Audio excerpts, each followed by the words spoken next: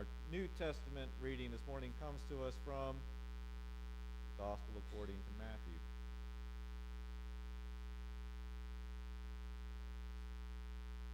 Pick up in chapter 18 at verse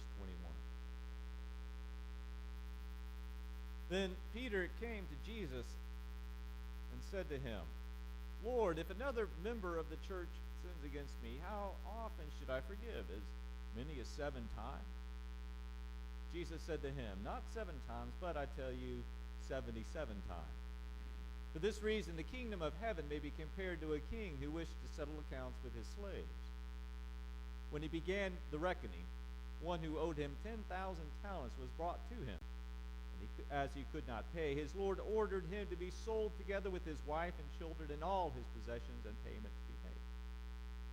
So the slave fell on his knees before him, saying, Have patience with me, and I will pay you everything. And out of pity for him, the Lord of that slave released him and forgave him the debt. But that same slave, as he went out, came upon one of his fellow slaves who owed him 100 denarii, and seizing him by the throat, he said, Pay what you owe. Then his fellow slave fell down and pleaded with him, Have patience with me, and I will pay you. But he refused. And he went and threw him into prison until he would pay the debt. When his fellow slaves saw what had happened, they were greatly distressed, and they went and reported to their Lord all that had taken place. Then his Lord summoned him and said to him, You wicked slave, I forgave you all that debt because you pleaded with me. Should you not have had mercy on your fellow slave as I had mercy on you? And in his anger, his Lord handed him over to be tortured until he would pay the entire debt. So my heavenly Father will also do to every one of you if you do not forgive your brother or sister from your heart. The word of the Lord.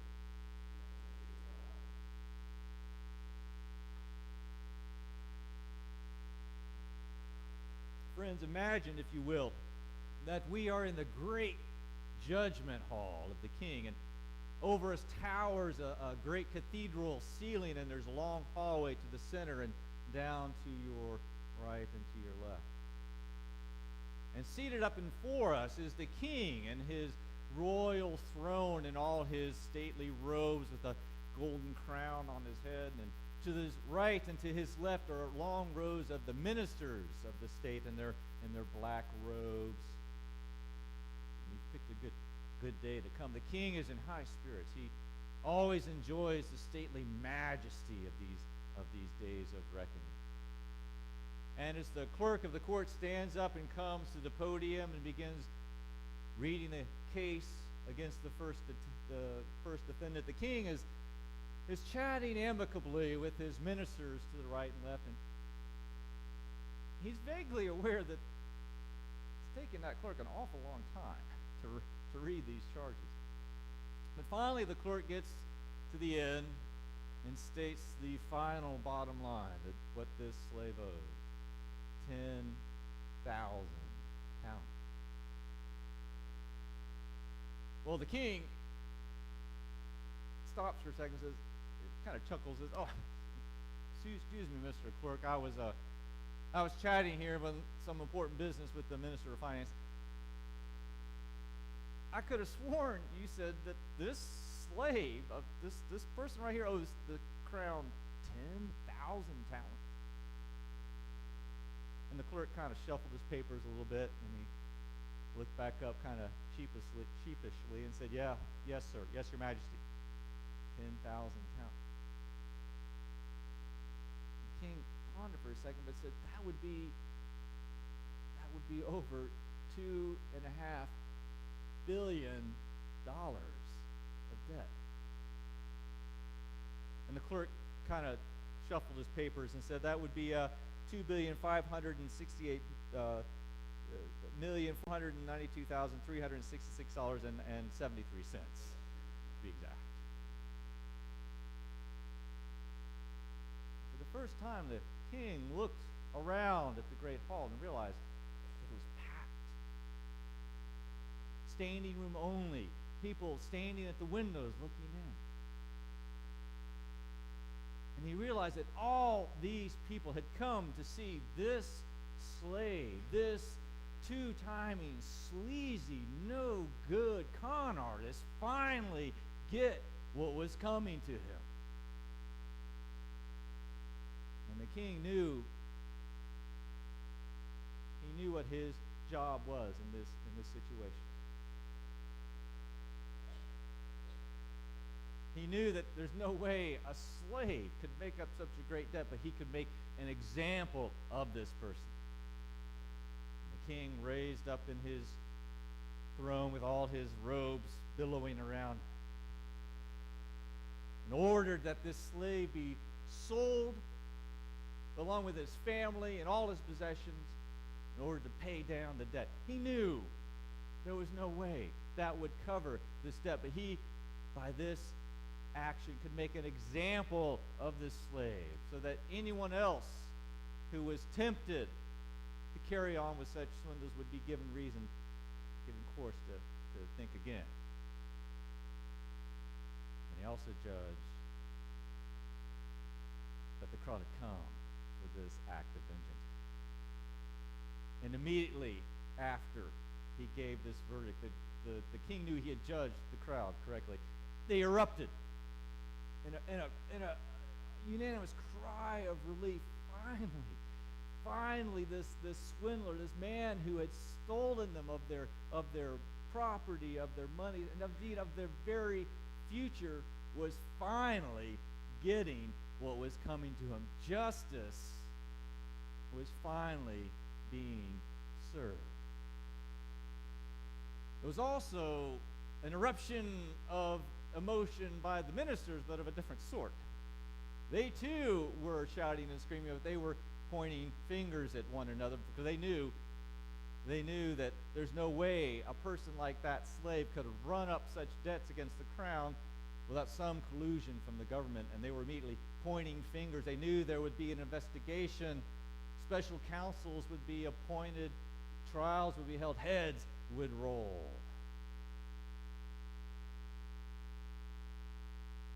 But in the middle of all this confusion,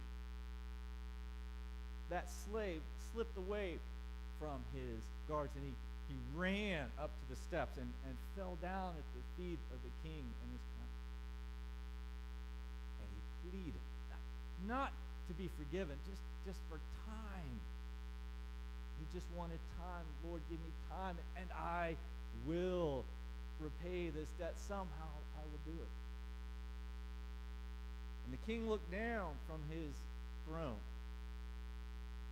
And amid all the turmoil, amid all the crowds, celebrations, and the minister's accusations, he looked down and he saw not just a swindler, the swindler that he was,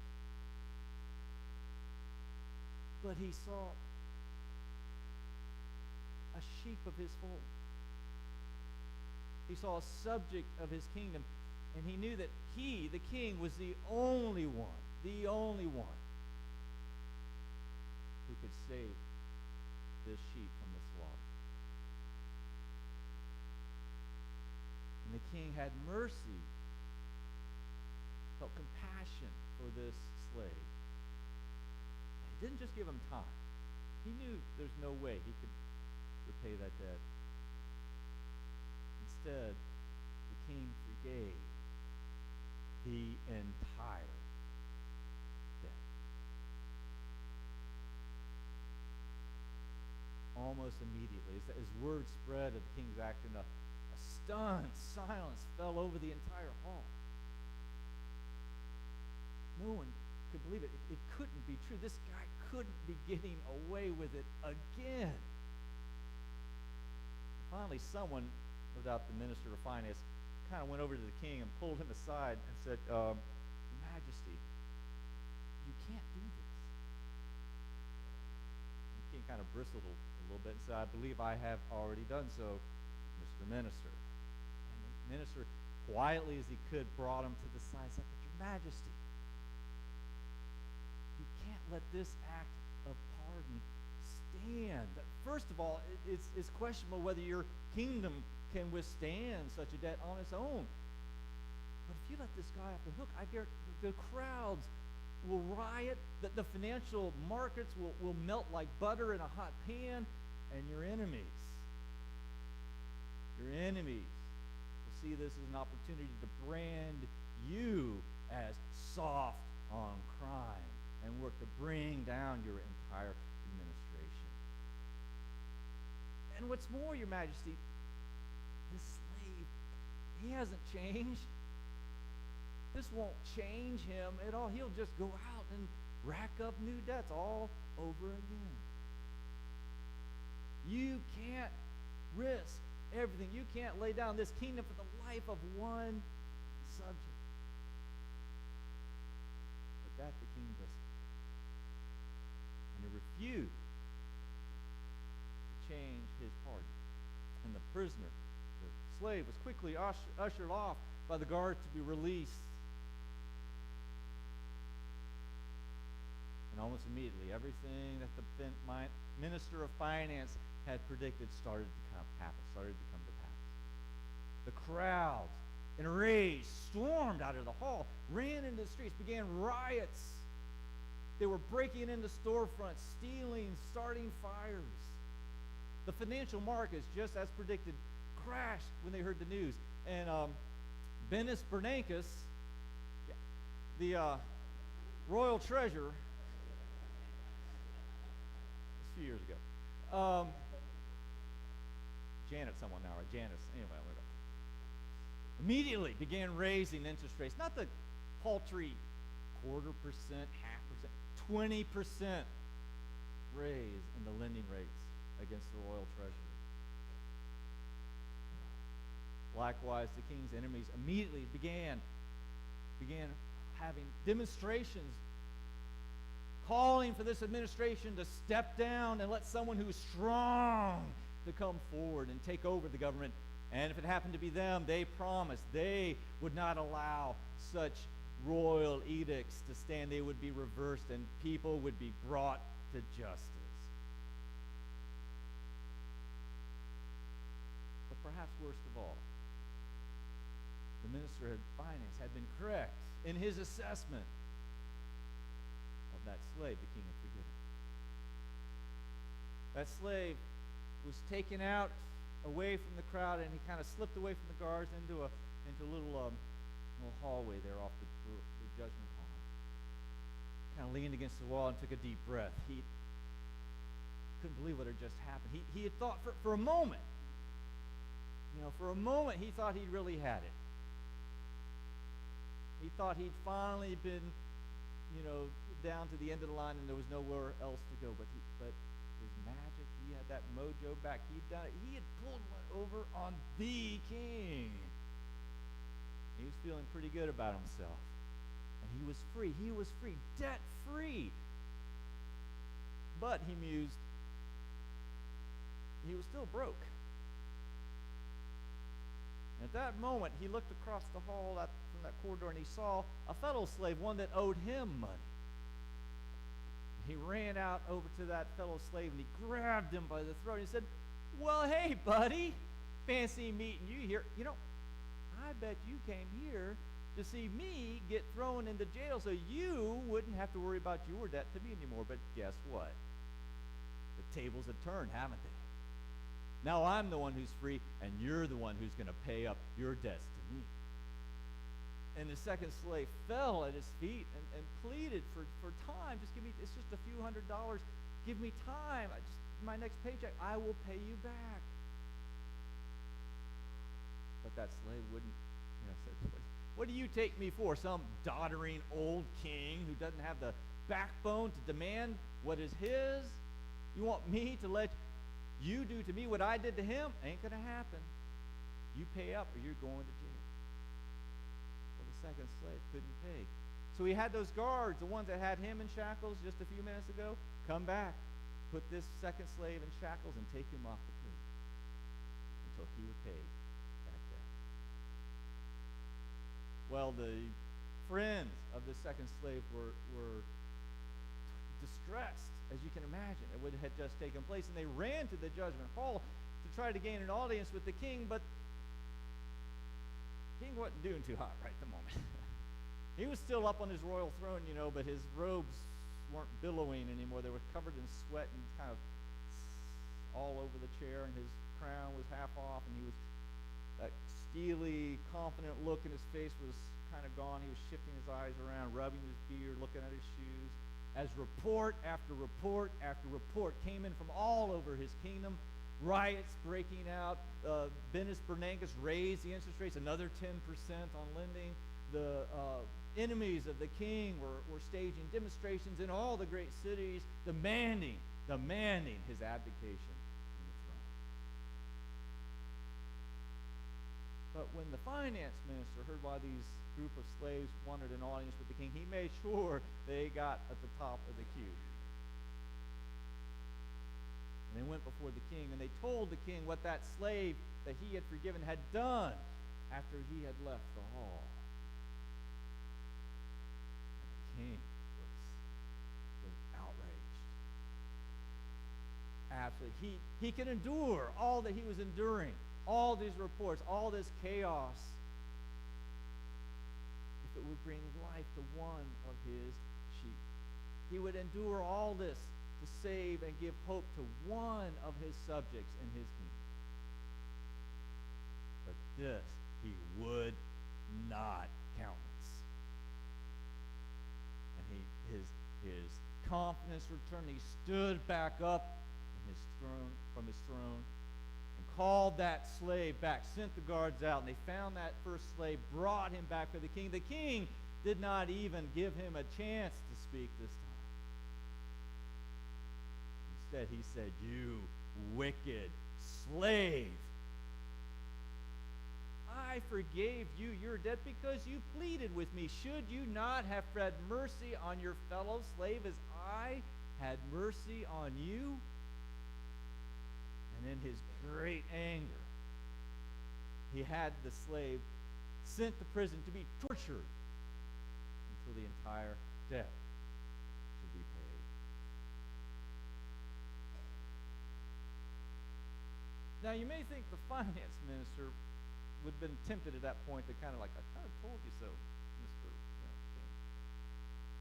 Or you might at least think that the minister thought that now the king had finally learned his lesson. The finance minister knew better. He had seen this king use that royal pardon many times over, every chance he got to give a member of his kingdom a second chance. And the finance minister knew he would continue to do the same in the future. For this king, our king, is a ruler who takes no joy in using his great power to condemn.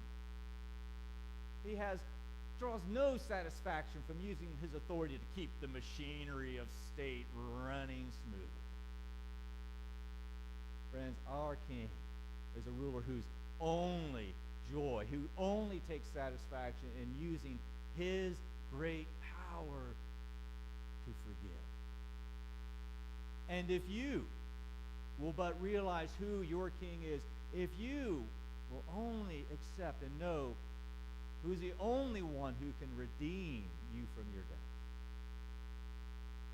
he will forgive you of your debts, and you will find your burdens lifted from your shoulders, and you will be free.